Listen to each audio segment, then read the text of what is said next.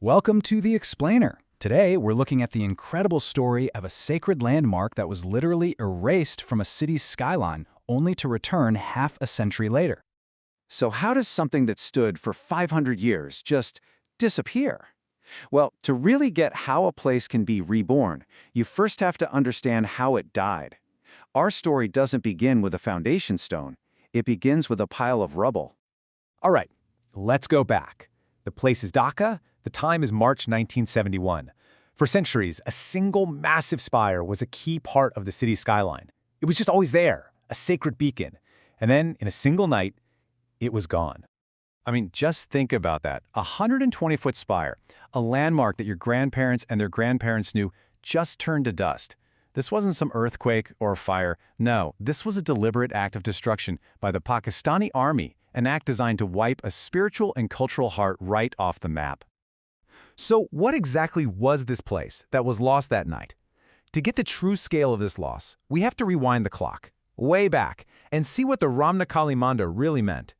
See, this wasn't just some building. It was a site with a living, breathing history, stretching back 500 years.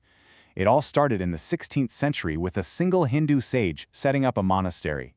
Over time, it grew into a major temple, and by the early 1900s, wow, it had become one of the most famous Hindu temples in the entire subcontinent. And you know, the temple was really two things at once. On one hand, it was an architectural jewel, a unique piece of Bengali design, but much more importantly, it was a living sanctuary. It was home to hundreds of devotees and the absolute vibrant heart of its community. Okay, let's get back to that fateful night in March 1971, because what happened wasn't just an attack on a building. It was part of something much bigger and much more brutal. The destruction was part of something called Operation Searchlight. That was the code name for a planned military crackdown by the Pakistani army to just crush the Bengali independence movement. And let's be crystal clear, the temple wasn't collateral damage. It was a specific target chosen precisely because of what it represented, Bengali culture and identity. The human cost is almost impossible to comprehend. In the space of about an hour, Pakistani soldiers stormed the temple grounds and killed more than 100 people. Priests, residents, entire families who thought they were safe in a holy place. Their sanctuary became their tomb. And when you look at who was killed, you see the head priest, Swami Paramanandagiri. You see whole families, women and children. But here's what's so critical. Local Muslims had also taken shelter there, believing that holy ground would protect them. So this wasn't just an attack on one faith. It was an assault on the very idea of sanctuary itself. For the handful of people who managed to survive that night, the nightmare was far from over. Their home was gone, their community shattered. What followed was a 50-year battle, not just to get back a piece of land, but to reclaim their own history from being erased. The very next morning, the survivors were told to leave, ordered to just start walking towards India. Can you even imagine that? Your world is rubble, your community is gone, and now you're in exile? The sacred ground itself was bulldozed flat, swallowed up by the park next door, and officially wiped from the city map. And the struggle was just relentless. Even after Bangladesh won its independence, the community was moved to a temporary settlement only to be forcibly kicked out again a few years later. They were made homeless twice. Their only choice was to start a long, painful legal battle just to prove their home had ever existed in the first place.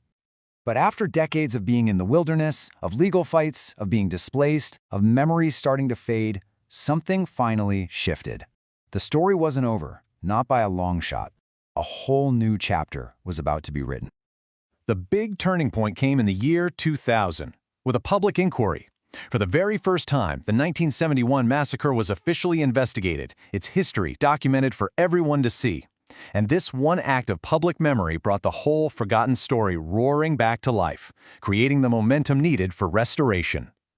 And that led to this amazing collaborative effort. All those decades of the community fighting for this, it finally paid off. The government of Bangladesh restored the land. Then, the government of India stepped up with a grant of 7 crore taka to fund the reconstruction. And here you can see the final, triumphant chapter in this 50-year journey. The rebuilding started in 2006, and it all culminated in 2021. And get this, the inauguration date was no accident. It happened on the 50th anniversary of Bangladesh's independence, a powerful moment that turned a symbol of wartime destruction into a testament to peace and resilience. So, here it is. Then and now. The new spire, yeah, it's a little bit shorter than the original, but what it represents is so much bigger. It's not just a symbol of historic Dhaka anymore, it's a defiant symbol of resilience. So when you boil it all down, the story of the Ramna Kali Mandir is about so much more than just architecture. It's a testament to the fact that you can destroy a building, but you can't destroy memory. It proves that a community's faith and sheer determination can quite literally rebuild their world from the ashes. And that leaves us with this final thought to chew on. The temple is back on the skyline. It's a physical reality once again. But for the community that lost everything, when a building is restored, can a memory truly be healed? Can a wound that deep ever fully close?